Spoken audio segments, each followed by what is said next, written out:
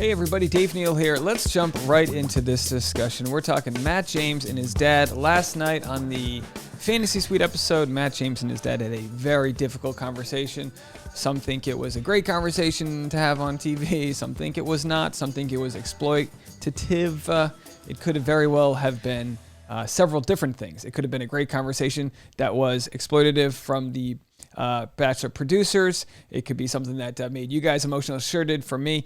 This video is for anybody with daddy issues. If you got daddy issues, this video is for you. It might be on the longer side. I'm not really sure. I want to get all the information. I did tell people on last night's live stream, I will share my story about how I met my dad for the first time at 19 years old. I've got a very interesting set of circumstances around my relationship to my father, and I am who I am today because of it. And I think Matt James will say the same with his unique scenario, as he's who he is today because of a absentee father, because of a mom who raised him. And he seems like a good guy to me, but it doesn't mean we all don't have problems because of it. So let's talk about it. I'll share what Lindsay said in a podcast today about how she thinks this was a terrible move to air this on air. And Matt James talked a little bit on Instagram right before the airing of this episode. So he wanted everyone to pay close attention to certain stereotypes as they pertain to black men and absentee fathers within media. So we'll talk a little bit about that. This is where he's at. Matt James says, tonight's convo with my dad was hard to experience, and it's just as hard to watch all this time later, especially knowing the world is watching with me. He says, I just wanted to say that too often we see dangerous stereotypes and negative depictions of black fathers in media, and they have consequences when presented without context. He says, all I hope is that people watch that conversation with nuance, care, and also an understanding that there are real systemic issues at play. I'm so proud of myself for being vulnerable, and I'm so proud of my mother. I wouldn't be who I am without my dad. That's a fact. Very powerful stuff coming from Matt James. If he doesn't end up with, the love of his life from this experience, I hope he sees this as a big step on his soul's journey to deburdening himself from any guilt or anger or past feelings because of his father. And when the time is for Matt James to become a father, and as Matt James uses his platform to educate other people about these issues, I hope we are all just ready to listen to that. Now, Matt James shared this article. I'll post a link in the comment section. Media Portrayals and Black Male Outcomes. Very complex article. Every inch of it, every sentence is just ripe with knowledge. I can't get through all of it. I'm not going to be able to get through all of it. I did clip about a page of it I wanted to read to you guys, but essentially, just a lot of talk about the underrepresented nature in media. Black people, black men specifically, playing the villain, not the hero. Less expert commentators in media that are black men. They say unless it's a sports game, the black guy is usually playing some form of a villain. And those little things that little systemic kind of impression that you get in your day-to-day life, it makes a difference to who we are. Prejudices not only by white people towards black people, but by black people towards black people. He said this article says that in the media, black men are overrepresented as perpetrators. So I did want to just read a little bit about this, and then I'll share what Lindsay says about their interview. But it's very interesting, guys. It's very interesting because this is a unique conversation with Matt James and his father, and you see the defensiveness that his father had right away. But because they were on air, they worked their way through it. I don't know if this conversation would have happened if it wasn't on air. I wonder if this conversation would have ever happened at all. Bachelor might have been the catalyst to make this conversation happen, but it doesn't mean that the producers of The Bachelor didn't exploit the situation. All I'm saying is even throughout their exploiting of the situation, it could be that there is a net positive for Matt James. Do you know what I'm saying? Does that make sense? So let's just read a few excerpts from this article and definitely read the whole thing. It's very fascinating.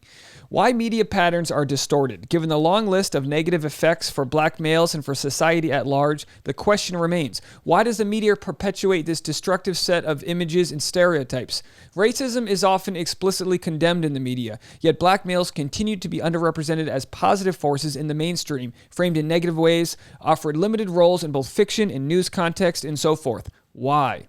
If communicators are to make a positive difference, they must grapple with the roots of the problem.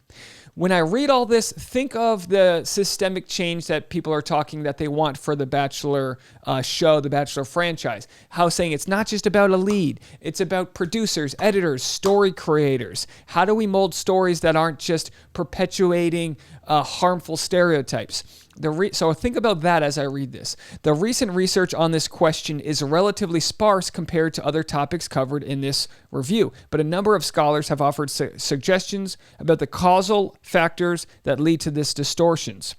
Understanding the causes behind these patterns is an important step towards altering them, or at least contending with them more effectively.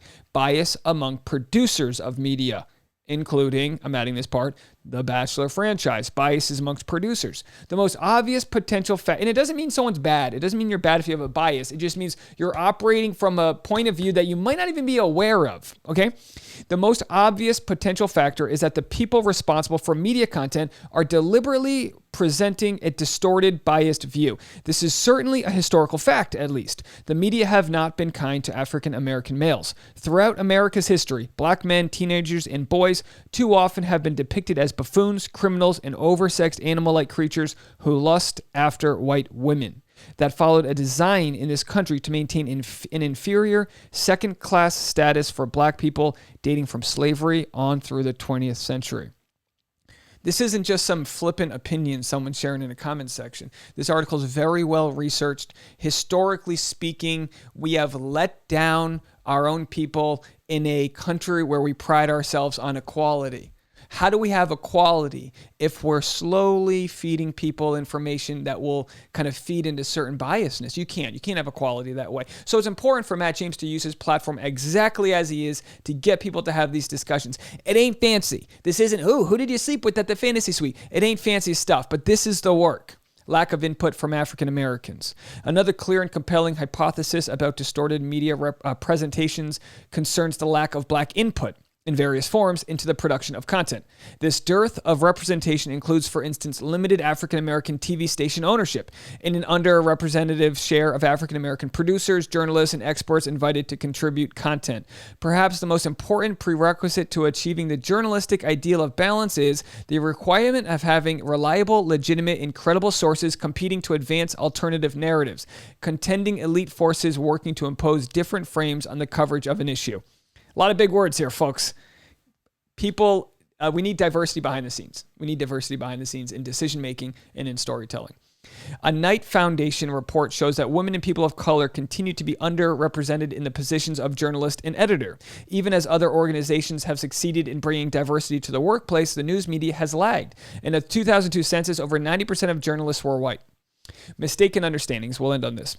Mistaken understandings. Finally, it is worth noting that people may traffic in these stereotypes simply because they have mistaken impressions of the facts. Without being conscious of biased attitudes, producers of media content of all kinds may consciously or unconsciously assume that people with low incomes tend to be black, or looking at this another way, that households with black males are likely to be dysfunctional, that discrimination against black males is limited to isolated acts of racial discrimination, and so on. Look, it's not to say that there aren't issues with different, got the wrong one here. It's not to say that there aren't issues with different people within the greater culture of the U.S. and in other countries abroad as well. There's obviously problems, but there are so many issues with socioeconomic, growing up in poor areas, not getting the education you need, food deserts, which means, like, I kind of just moved to a food desert. Where I moved to, if you don't have a car, there isn't really healthy food around me. And that's not something I noticed until I moved in. So if you're not feeding yourself healthy food, if you don't have good night's sleep, or if you're not living in a safe neighborhood or access to, all these healthcare and all these different things, you just fall into a trap that just, you can't get out of that cycle. And imagine putting media into that too. Video games. Imagine video games where the only black character is the guy who wants to beat up a hooker and steal a car. I'm not saying Grand Theft Auto is that way. I'm just saying there are plenty of video games where there's an unrealistic expectation, as they say in this article, for black people and people of color to have somebody to look up to that's not an NBA basketball player or a rapper. It's fascinating stuff. We're moving into a into a society where there's more representation, but it's not just about having the first bachelor of color. It's not just about having a performative figurehead. Well, we're going to have this guy. It's about a greater issue. So for people that go, oh, it's not about race, there's no big deal, just understand, just because you don't see it doesn't mean that the problem doesn't exist. Let's play a clip from Rachel Lindsay. I'm not sure how long this is, but let's play Rachel Lindsay on Bachelor Party today. Week by week, more and more confounding. And I called you earlier today. And I was like, Rachel, I just need to have a gut check. Was that conversation with Matt and his dad completely inappropriate to show, or is it just me? And then we started talking about it, and then we decided to take it to the podcast. So let's just talk about it. What did you think about Matt's conversation with his father? First of all, I want to be clear. I am taking a break from all Bachelor talk. I am on a hiatus. As you know, if you've been following my journey, it's been a lot. And so I've decided to not do any podcasts where I really go into depth to talking about The Bachelor, because I just need to protect my peace of mind. And I support that. However, I want you to protect you, and I want to help. Thank you, Juliet. You're helping now because you're allowing me to vent. Because I was so disturbed. This is not in your imagination. This is not something you're making up. This is not a weird feeling that you have. I felt it in my soul, and I had to speak out about it because I am so disturbed at what I just watched take place on the Bachelor stage at the conversation between Matt and his father. Yeah. So we know that Matt was raised by his mom, who I enjoyed her when she was in the first episode.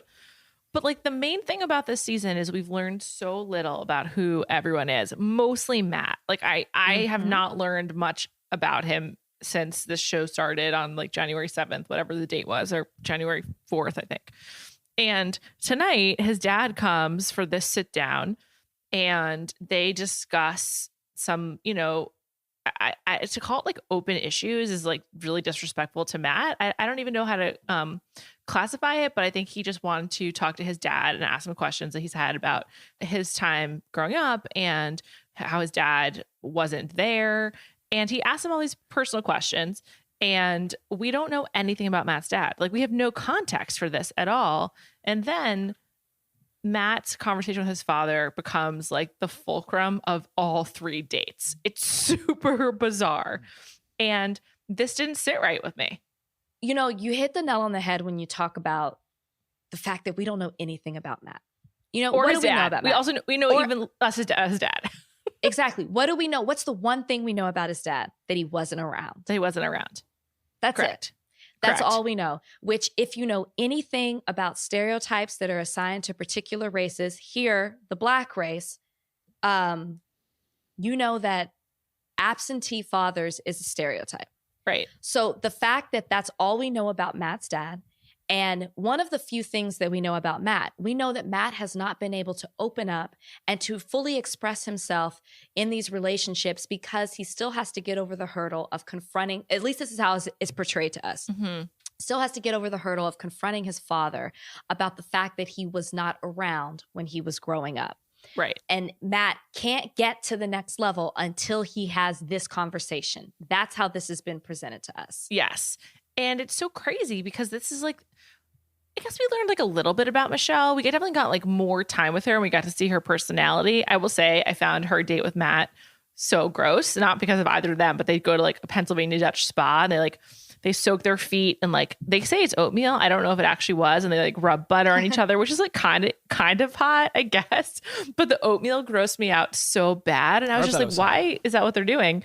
But at all of his dinners with the women, at least it's edited to seem like all he talked about was this conversation with his father and how he had it so he can now move forward. And that's so simplistic and so reductive that it's just okay, so I guess we're supposed to think a lot about that conversation with his father. But in the course of that, it just plays into so many stereotypes about his father. They say that his father's African, which we learn, and his father was killed. And Matt talks about Matt's father's father was killed. It's Matt's grandfather. And he talks about how, he just wasn't around. And there's all these details, but they're, again, like you said, playing to stereotypes. And I was just So they're exploiting Matt's conversation with his father to make his father seem like an absentee Black father. And that is like what propels him forward in his relationships, and like being able to conquer that and like not be the same Black absentee father. And I just was like, I was just at a loss. I was like, I don't really know what to do here, because this is so exploitative of Matt and gross and wrong. And I'm honestly still shocked. Yeah. Who greenlit this is the question. I don't know. You have a diversity consultants affiliated that you keep telling us over and over about, and I even praise the fact that you had them, why are things like this still happening? I said this on Higher Learning, but the more things change, the more they remain the same. And if the Bachelor franchise has shown us anything, it's that they don't know how to protect people of color. They only know how to exploit them. Wow. All right. I don't want to play the whole thing. Just gave you a couple of minutes. You can go listen to that anywhere. You can catch a podcast, Bachelor Party. I'll put a link below. So Rachel Lindsay says the more things change, the more they say the same. And her question is, who greenlit this? And as Matt James says, when he pointed to this article, the idea that there aren't enough representative voices behind the scenes as editors, whether it's through journalism, TV production, you need diverse. And again, for people that go, oh, Jay's bad, there's a lot of people that don't think there's an issue. That's fine. Look, it's not about stealing somebody else's job. It's not about like it's about having different voices, different frame of minds. Different. I'm coming from this background. So there was clearly no one there with the veto power to say, let's not edit this in a way where Matt's trying to conquer, as they say, not becoming an absentee father in all that. And it's like, look, it doesn't change the fact that Matt's dad was an absentee father. It's about the context around that all. So it's not all just boiled down. And that's the problem with these shows is they're so short, they're so edited tightly that you don't get to know his father in the conversation. So a lot of people on my live streams comment and they said, look, I feel like Matt's dad didn't even get a chance to speak. And it's like, listen, they had a 2-hour conversation. They had 4 cameras on them. His dad had a chance to speak. They didn't air it. They didn't air the full thing. It's another example of how the show could benefit from having a YouTube channel that airs the full conversation. I've said this with all the filling in the blank that we did with Hannah Brown and Luke P's conversation, and it's like, it all becomes a he said, she said. It's like, air the full effing conversation.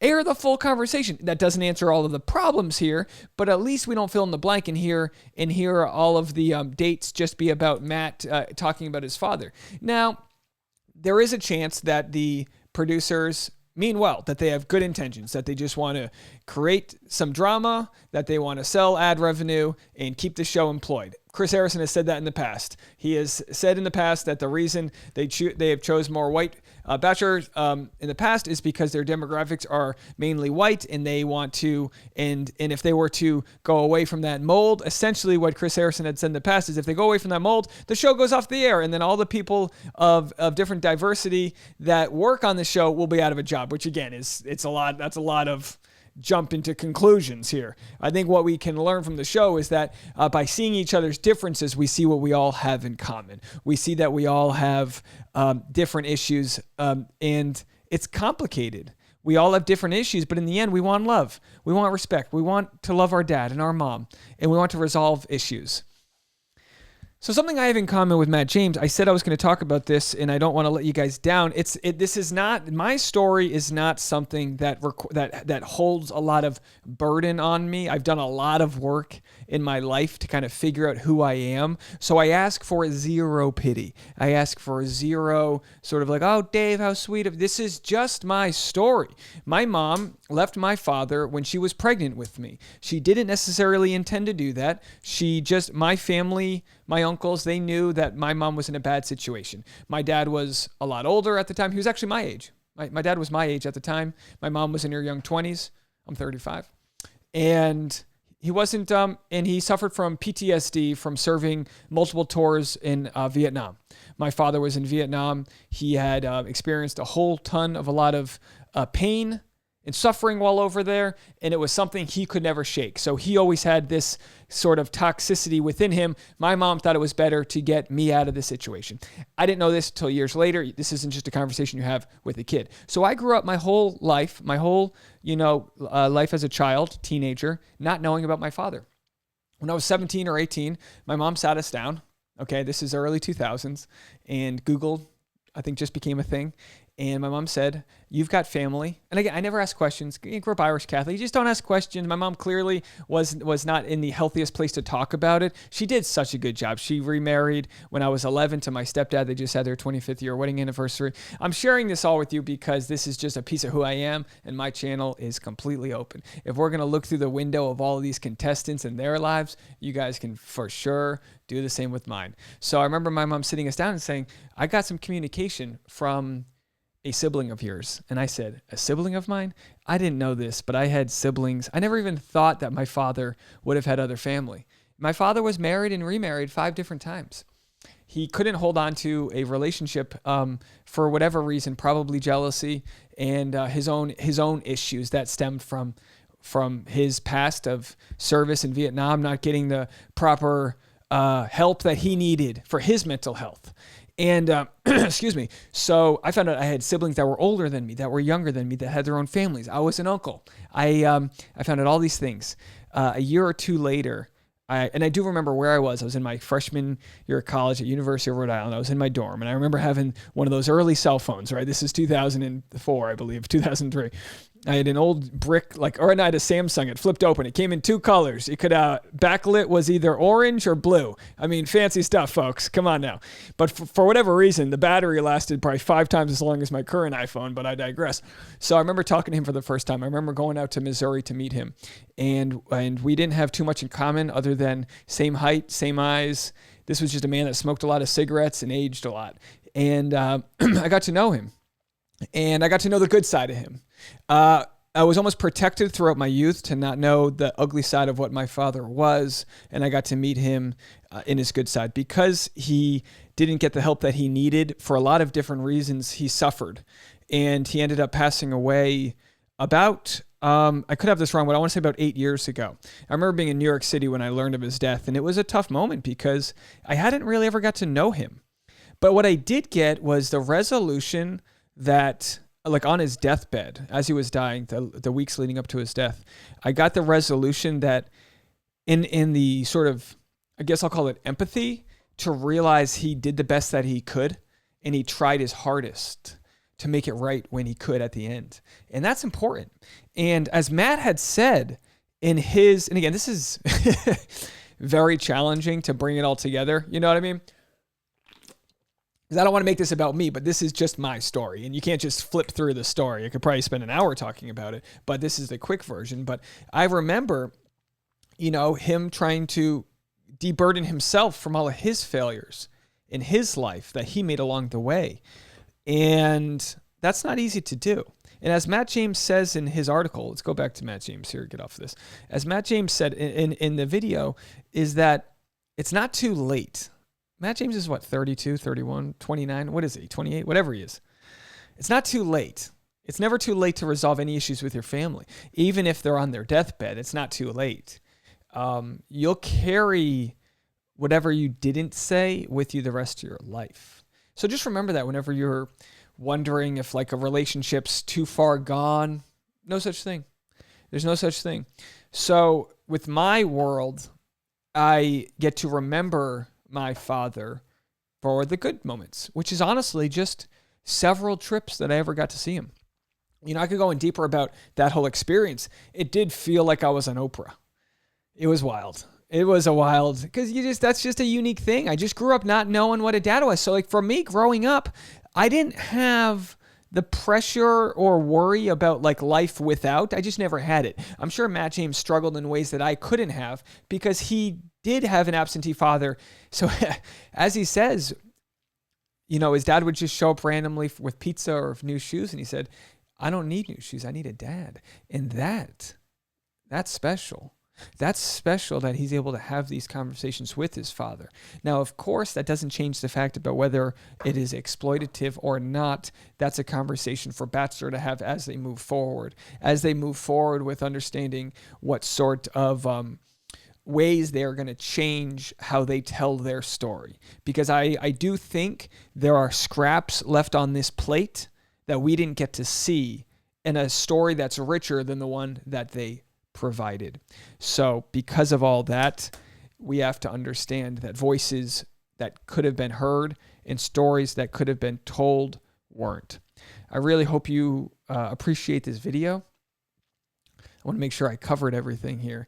I appreciate Matt James being brave enough to have this conversation. I appreciate him opening his platform up to the discussion of it all. He shouldn't have to do this on his Instagram.